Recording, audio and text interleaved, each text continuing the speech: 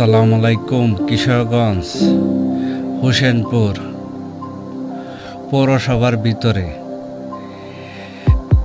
দিবেশ্বর main road বাজার থেকে বাসা পর্যন্ত যেতে 2 মিনিট লাগে।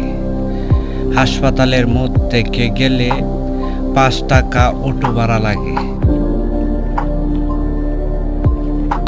সুন্দর ও মনোরম পরিবেশে যারা বাসা খুঁজতেছেন, এই বাসাটি তাদের জন্য উপযোগী।